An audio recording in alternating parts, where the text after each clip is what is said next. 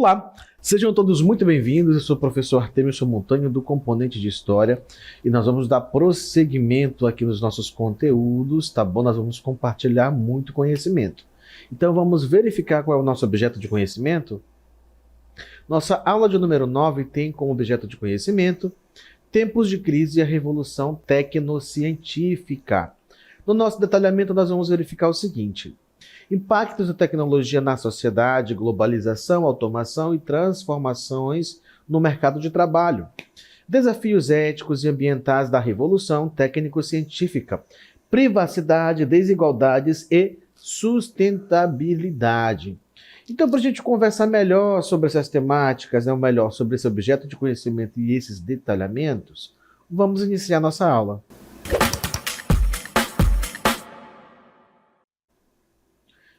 E aí, tá difícil de me enxergar? Um pouquinho, né? Porque eu estou aqui no meio de códigos binários, né? 01, 01. Por quê? Porque nós estamos falando de tecnologia, de informação nesse mundo de bytes e gigabytes. A informação é algo muito importante e necessário que se chegue em várias partes do mundo e basicamente ao mesmo tempo. Ou seja, se nós falamos em revolução técnico-científica ou tecnocientífica, que nós já verificamos em uma das nossas aulas anteriores, nós temos que estar cientes também que ela vai causar transformações e grandes impactos na nossa sociedade. Então nós vamos falar um pouco sobre esses impactos, tá, que ela vai trazer na nossa sociedade, certo? Então a tecnologia atua como uma força motriz que remodelou profundamente as estruturas sociais, econômicas e políticas em escala global. E quando nós falamos em escala global, nos vem à mente então aquela questão da chamada globalização. Né? Você já ouviu falar em que é essa globalização? Se você não faz ideia, vamos ver um pouquinho sobre essa questão, né? Essa globalização e essa conectividade, que ao mesmo tempo que essa globalização se amplia, nós vamos falar também dessa conectividade que é necessária no processo de conexão, tá? Entre quem? Entre diversos países, entre diversas pessoas que se utilizam dessas tecnologias.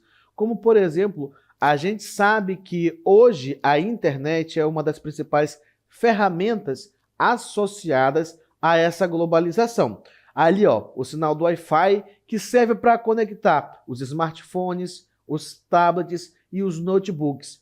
E também aqui, ó, o que nós estamos fazendo agora neste exato momento. Estou aqui numa ponta, vocês estão na outra, se utilizando da internet, ou seja, daqui nós temos o equipamento que manda o sinal para o satélite que vocês recebem aí do outro lado. Então isso também está associado a essa conectividade nesse mundo globalizado. E lembra, quando nós falamos em um mundo globalizado, nós não estamos falando apenas dessa conexão que existe entre os países, tá bom? Seja por ponte aérea, seja por tecnologia, mas também, quando nós falamos em globalização, nós estamos falando num processo de transformações econômicas, onde países têm influência sobre outros, e até mesmo na questão cultural, onde os países mais desenvolvidos acabam influenciando culturalmente países que estão sob a sua influência econômica e cultural também, tá? Então, modo de vivência, de se vestir, de falar e de outros comportamentos sociais também estão dentro dessa questão da globalização, economia, cultura, sociedade, política. Então, as fronteiras geográficas dos países não são agora nenhum limitador para que as tecnologias e essas outras formas de existência da sociedade de hoje, né? Quando eu falo outras formas de existência, que é diferente da sociedade de 20 anos atrás, como as pessoas se vestiam, como falavam, como se comportavam. E hoje nós temos, então, uma variedade de costumes, de comportamentos, e que são incorporadas em sociedades diferentes a partir dessa influência da globalização, tá bom? Então, ó, comunicação instantânea. A internet e os dispositivos móveis permitiram a comunicação e a troca de informações em tempo real através de fronteiras, encurtando distâncias e conectando culturas. E como é que isso vai funcionar? Se conecta culturas e tem tanta influência, isso também, de certa forma, vai influenciar, além dessa comunicação instantânea através desses meios que nós estamos verificando aqui, ó, na internet, com tablets, smartphones e notebooks. Ao mesmo tempo, isso é muito importante também para o desenvolvimento de outros fatores, como, por exemplo, o comércio e as finanças globais. Então, a tecnologia facilitou o fluxo de capitais e bens. E com o comércio de eletrônicos, as plataformas digitais expandindo o alcance das empresas e o acesso dos consumidores a mercados internacionais. Por acaso, você já fez ou já ouviu falar em alguém que faz compras não vou citar nomes, mas de empresas estrangeiras situadas no Oriente e faz uma compra pelo celular ou pelo notebook e o produto chega na sua casa?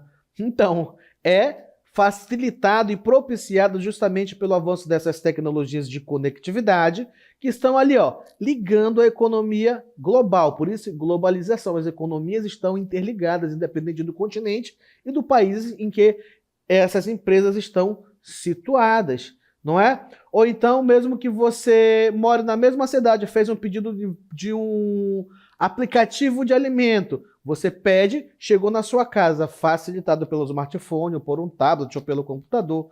Ou seja, o comércio mudou, porque eu posso comprar grandes volumes de produtos específicos para uma indústria, ou eu posso simplesmente pedir um hambúrguer com batata frita e chegar na minha casa por conta dessa questão da internet. Então, as finanças e o comércio a nível mundial acabam mudando. E isso, claro, vai trazer algumas mudanças, como a nova cultura digital, que agora passa a ser compartilhada. Então, o surgimento das redes sociais e plataformas de streaming contribui para a disseminação e a hibridização de expressões culturais e tendências em escala mundial. Ou seja, o que um país produz ali nas telas do cinema vai ser visto em diversos outros países, porque aquilo vai ser compartilhado pelos serviços de streaming, né? Ou seja, são aquelas plataformas digitais que oferecem ali alocados nas nuvens o que? Filmes, séries, shows, né? Animes e por aí vai. E aquilo tudo vai ser dublado ou legendado para o idioma local de cada país para onde é fornecido aquele serviço, e também é onde são comprados esses materiais para serem exibidos nas telas de streaming, não é? Então isso facilita bastante as trocas culturais e as influências que certas culturas que são admiradas nas telas de cinema podem exercer sobre os países que consomem esse material que são produzidos, né? Os mais famosos centros de produção de filmes, de séries, a gente tem, por exemplo, Hollywood nos Estados Unidos, e também que na verdade agora já vem sendo superada essa questão da produção cinematográfica, né, lá do cinema de Hollywood, pelas plataformas digitais de streaming, né, que agora produzem suas próprias séries e filmes independentes de Hollywood. E um outro lugar do mundo também é na Índia, né? Nós temos aí então na Índia, na chamada Bollywood, né, que copiou o nome ali, né, dá uma certa semelhança de Hollywood para Bollywood. Então, os Estados Unidos tem a Hollywood, a Índia tem a Bollywood, que é esse grande centro de produção cinematográfica, sejam para as telas do cinema ou para as plataformas de streaming, certinho? Mas, além disso, nós vamos falar um pouco também sobre o processo de automação e transformações do mercado de trabalho, porque na mesma medida em que a economia e os mercados globais vão se transformando, então, claro também que o próprio mercado de trabalho, ou seja, as oportunidades de trabalho, o tipo de trabalho e também o tipo de trabalhador requerido nessas mudanças de inovações tecnocientíficas, a gente vai ver que esse perfil de trabalhador também vai mudar, certinho? Então vamos lá. Nós vamos ter com essas mudanças todas um aumento da produtividade, ou seja, a automação, o uso de robótica, inteligência artificial e softwares avançados em indústrias e serviços levou a um aumento significativo da eficiência e da produção. Por quê? Porque se antes você, por exemplo, no período da Revolução Industrial, você empregava 10 trabalhadores para fazer um sapato, agora você pode ter uma máquina automatizada que apenas roda um software que um programador fez, e você precisa de uma pessoa para dar manutenção na parte física, e você precisa de uma pessoa que entenda dos softwares para que ele esteja funcionando de modo adequado para produzir aquela mesma quantidade de sapatos que antes 10 trabalhadores faziam. Ou seja, se agora é uma máquina que faz grande parte desse trabalho, ou até mesmo um processo todo, então ela não precisa parar para comer, nem dormir, nem descansar. Ela precisa apenas de manutenção e que seja alimentada com eletricidade hoje em dia para ela continuar funcionando. Então, claro que isso gera um grande impulso no volume de produtos que são produzidos e jogados no mercado para os consumidores finais. Nós, né, que compramos o que as indústrias produzem. Com isso também, se o modo de trabalhar, né, ou se esses instrumentos de trabalho mudaram, claro também que as demandas de habilidades serão diferenciadas, como a gente vai ver aqui na continuação do nosso texto. Então, a substituição de tarefas repetitivas por máquinas tem exigido que os trabalhadores desenvolvam habilidades cognitivas e sociais mais complexas, como resolução de problemas, criatividade e pensamento crítico. Observa que nós estamos falando aqui exatamente sobre essa questão de quê? Dessas habilidades cognitivas, tá bom? Que são acompanhadas, é claro, das questões sociais, ou seja, você está imerso numa sociedade, então você também tem que estar agindo de acordo com o que essa sociedade pede, porque já que a sociedade mudou, então as relações sociais também mudam ao mesmo tempo e as exigências para o trabalhador mudam. Então vamos aqui, ó, rapidamente passar para uma imagem onde nós temos aqui catalogadas justamente os chamados processos cognitivos, ou seja, como é que a nossa cabeça funciona de modo bem simplificado, quais são os processos que a gente tem, né, no nosso cérebro, né? Nós temos ali, principalmente ali no meio das funções executivas, a atenção e percepção. O que é a atenção? A atenção é justamente o foco que você dá para algo que principalmente você considera importante ou que lhe chamou muita atenção por algum motivo, seja por cores, por iluminação ou de fato porque você achou muito interessante aquele assunto e então você mantém o foco. Então isso é a atenção. E o que é a percepção? A percepção, na verdade, é um conjunto de coisas funcionando ao mesmo tempo para lhe dar a interpretação do mundo, seja através do tato ou da visão. Ou seja, você olha para um objeto que reflete a luz de volta para os seus olhos, que entra por aqui, que são interpretados pelo seu cérebro essas cores e formas, dizendo que aquilo é um objeto X. Entendeu? Então, a percepção também pode ser através do tato. Você pode fechar um olho e pegar num objeto que você já conheceu antes.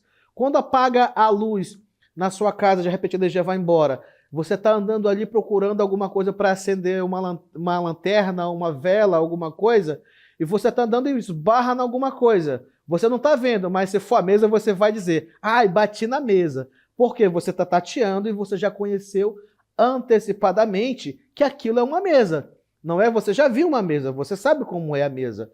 Você sentou para jantar, para almoçar, fazer seu café da manhã naquela mesa. Então a sua percepção através do tato lhe permite reconhecer que aquilo é uma mesa.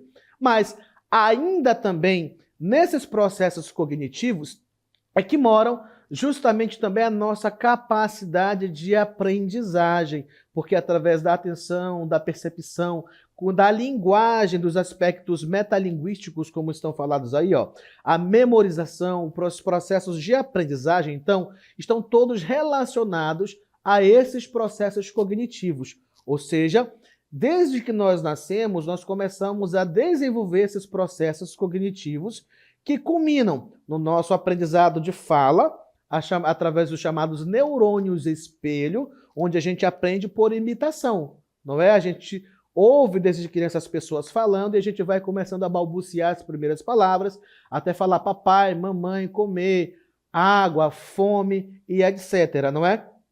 Também nós temos um outro fator que é o chamado de neuroplasticidade, que está dentro do nosso cérebro, a capacidade do nosso cérebro se remodelando para nos dar a capacidade de aprender coisas novas. Então, todos esses processos de linguagem, habilidades matemáticas, habilidades motoras, formulação de conceitos e raciocínio, atenção, percepção, memória, criatividade, fazem parte de quê? Do nosso processo cognitivo, ou melhor, dos nossos processos cognitivos que, na verdade, vão formar quem nós somos também. Ou seja, quem nós somos não é apenas o físico, mas também o que está aqui dentro, tá? Do nosso cérebro. E é justamente essas capacidades desenvolvidas de criatividade, de resolução de problemas, uma vez que você conseguiu desenvolvê-las bem, você pode se lançar em um desafio de continuar aprendendo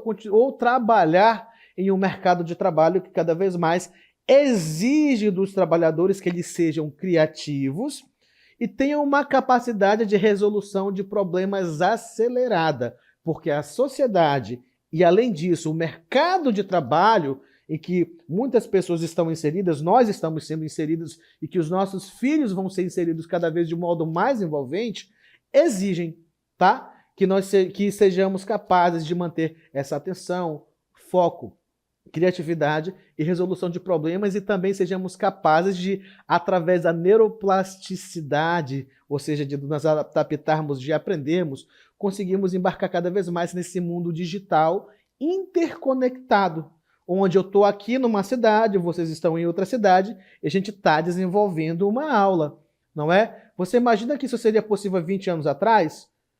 Será que há 20 anos, se eu pegar uma pessoa que trabalhou há 20 anos atrás, que não tinha acesso a essa mesma tecnologia de estúdio, de transmissão, de manusear câmeras e computadores e TV, jogasse ela hoje aqui, ela ia saber da conta de imediato? Não, mas ela poderia aprender com o treino, não é? Então, isso é neuroplasticidade. Então, hoje nós temos uma categoria de trabalhadores diferentes de 20 anos atrás que não lidavam no mesmo nível com a tecnologia. Então, os serviços, os trabalhos, as oportunidades de emprego se modificaram de 20 anos atrás. E de 20 anos no futuro, pode ser que profissões que a gente nem imagina que podem existir futuramente, que elas passem a existir. Que hoje você pode conversar sobre essas possibilidades de que tipo de profissão vamos ter no futuro, daqui a 20 anos, e surgir profissões totalmente diferentes ou algumas sugestões que a gente acaba falando em conversas com os colegas, pode ser que apareçam ou não. Mas a questão é, com a constante evolução tecnocientífica das tecnologias de conexão através da internet ou de inteligência artificial, cada vez mais o campo de trabalho se expande e as habilidades desses trabalhadores também têm que acompanhar essa mesma evolução.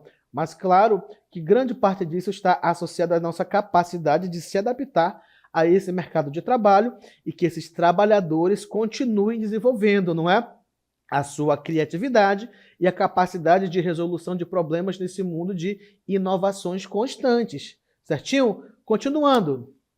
Criação e extinção de empregos.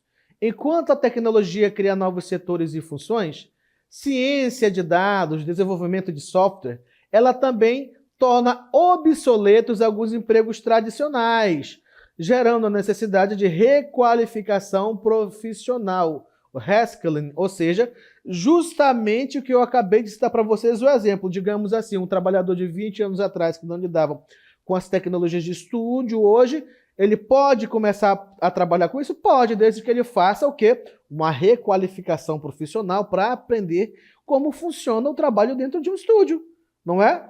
Então, o cérebro humano tem essa capacidade de continuar aprendendo. Então, aquele ditado que diz assim, papagaio velho não aprende truque novo, né? Tá tudo errado. Isso não funciona com seres humanos, né? Nós temos, então, essa capacidade da neuroplasticidade no nosso cérebro que nos permite continuar aprendendo sempre. Desde, claro, que a gente queira continuar aprendendo.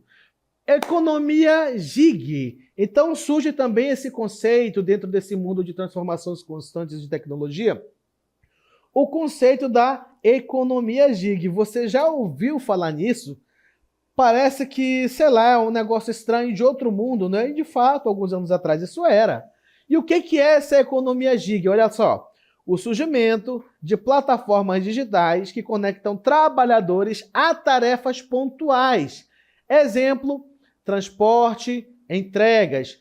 Criou uma força de trabalho mais flexível e precarizada em alguns setores, ou seja, enquanto para alguns é uma oportunidade de ganhar dinheiro, para alguns pode ser de desqualificação em relação a justamente essa remuneração que ele acha que deveria estar ganhando.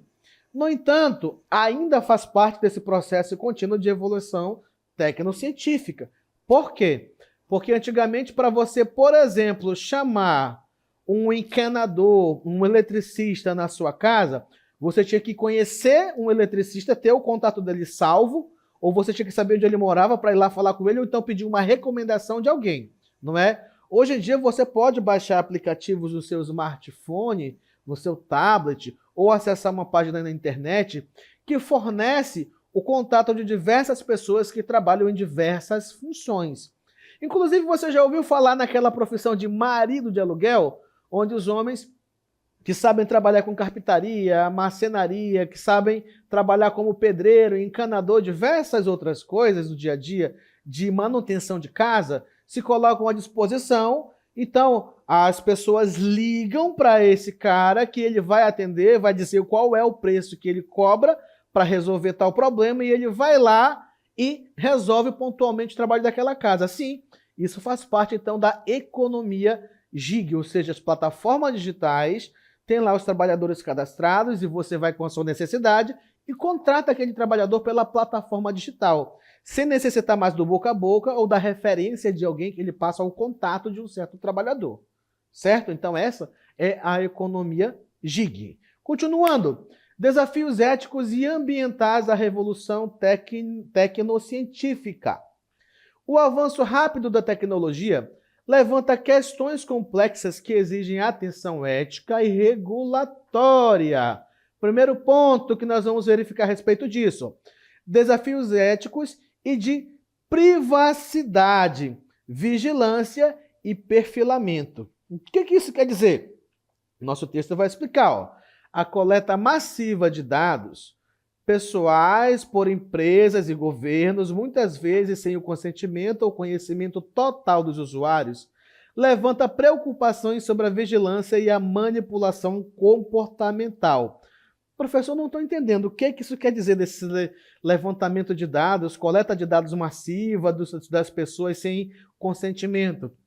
Você, por acaso, já recebeu uma ligação de um banco qualquer que você nunca ouviu falar, lhe oferecendo uma margem de empréstimo, e esse banco você não tem conta, você não sabe de onde é, mas conseguiram seu número, ligaram para oferecer, de repente, um plano de internet, um plano de celular pós-pago ou pré-pago, ou então um empréstimo, de repente, para você comprar um carro novo. Então, se você já recebeu ligações de empresas que você nunca ouviu falar, lhe oferecendo oportunidades que você não sabe se são reais ou se pode ser um golpe financeiro, justamente é aí que está essa questão que nós estamos falando nesse primeiro ponto da ética. Porque, de alguma forma, os seus dados vazaram para de um canal e eles pegaram ali os seus dados de e-mail, telefone, sabem o seu nome e estão ali para lhe oferecer produtos mesmo sem o seu consentimento. Então isso é um problema ético, porque você fornece seus dados em alguns lugares na confiança de que esses seus dados não vão vazar para ninguém e você faz um cadastro ciente numa empresa, de repente tem outra te ligando oferecendo produto X e Y. É disso que está tratando esse tópico do nosso texto. Tudo bem? Continuando. Desafios éticos e ambientais da revolução tecnocientífica. O avanço rápido da tecnologia, essa aí a gente já viu, né? Vamos lá, passando então, nós vamos falar então um pouco sobre essa questão da inteligência artificial, ou a AI ou IA, que é uma das grandes ferramentas que são muito utilizadas hoje no processo de desenvolvimento de propagandas, de imagens, de vídeos, nas produções textuais de muita gente, não é também, que são utilizados, mas até onde é ético ou a partir de onde passa a ser antiético a utilização das inteligências artificiais nas produções realizadas por diversas pessoas. Vamos ver um pouquinho a respeito disso? Algoritmos e vieses. Os sistemas de inteligência artificial, ou IA, são treinados com base em dados humanos e podem replicar e amplificar vieses e discriminações existentes, raciais, de gênero e etc. Em decisões cruciais, exemplo, concessão de crédito, avaliação de currículos. Ou seja, muita gente, às vezes, pega essas inteligências artificiais, faz a utilização delas, produz um texto, de repente, para enviar para uma submissão de artigo científico, mas não acredita que ela utilizou ali, de repente, a inteligência artificial como base para essa produção. Até porque se pressupõe que se você envia um artigo para uma avaliação, uma publicação, foi você mesmo que criou. Ou seja, mas a partir do momento que eu não crio, que eu utilizo a IA e submeto e coloco o meu nome sem acreditar a fonte de onde isso foi produzido de fato, isso passa a ser antiético, não é? Porque eu estou submetendo um trabalho como se eu tivesse feito, mas na verdade não fui eu. Então, na verdade, quando nós utilizamos fontes, tá, a partir de inteligências artificiais, nós temos que dar o devido crédito, porque eu não sou o dono da IA, foi uma inteligência artificial com uma compilação de informações de milhares de bytes de dados que fez a geração daquele produto. Então tem que ser creditado a ela e não a mim. Então, ser ético ou antiético cabe a cada um verificar a sua posição e ver como melhor utilizar essa ferramenta que é a inteligência artificial. Não estou dizendo não use, mas você tem que ser responsável na utilização dessa ferramenta que é bem poderosa, ok? Segurança e cyberataques. Vamos ver? A crescente dependência de sistemas digitais expõe a sociedade a riscos de cyberataques, roubo de dados e interrupções em infraestruturas críticas. Ou seja, quanto mais nós estamos conectados à internet, se você não tiver, de fato, uma segurança para utilizar seus dados na rede, você pode estar vulnerável a esses hackeamentos e ter seus dados roubados. Então você tem que ter muita cautela em onde você coloca os seus dados na internet, tá bom? Outro ponto que nós vamos ver é as desigualdades de acesso. Então, digital divide, exclusão digital. A falta de acesso à internet, a dispositivos e à educação digital perpetua a desigualdade social e econômica, marginalizando populações de baixa renda ou de redes remotas, ou seja, claro, quem tem mais dinheiro vai ter mais acesso à tecnologia, à internet mais rápida, de mais qualidade, enquanto pessoas mais pobres às vezes nem têm um celular simples para utilizar para fazer uma ligação. Por exemplo, no período da pandemia, né, quem tinha condições acompanhava as aulas de modo online. Mas e os alunos que não tinham essas condições, como é que faziam? Muita gente nem sequer pôde, na verdade, fazer as aulas online no período da pandemia, porque não tinha condições materiais de ter ferramentas como celulares, computadores ou tablets para acompanhar as aulas. Ou seja, enquanto muita gente tinha muito acesso, tinha gente que não tinha acesso nenhum. Então, é isso que você está falando. O digital divide, porque ao mesmo tempo que essa tecnologia pode ser inclusiva para alguns, ela pode ser bastante excludente para outros que não têm acesso financeiro. Certinho? Concentração de poder. O controle das principais plataformas e tecnologias por um número limitado de grandes corporações globais, as chamadas Big Techs, gera preocupações sobre monopólios, competição e a influência dessas empresas na esfera pública e política, ou seja, empresas que dominam muita tecnologia também concentram muito poder nas suas mãos. Não citaremos nomes, mas vocês acredito que sempre veem nos noticiários de alguns nomes de algumas empresas, né, que detêm um grande desenvolvimento tecnocientífico que sempre estão nas manchetes. Terceiro, sustentabilidade ambiental. Lixo eletrônico, o E-Waste, né? O ciclo rápido de inovação e obsolescência programada resulta em um volume crescente de resíduos eletrônicos tóxicos, cujo descarte inadequado polui o solo e a água. Ou seja, quanto mais nós produzimos, mais nós descartamos também. Mais lixo tecnológico de celulares, tablets, computadores, né? Os smartphones são descartados com mais velocidade, gerando um grande número de lixo eletrônico que polui de forma muito grande o meio ambiente.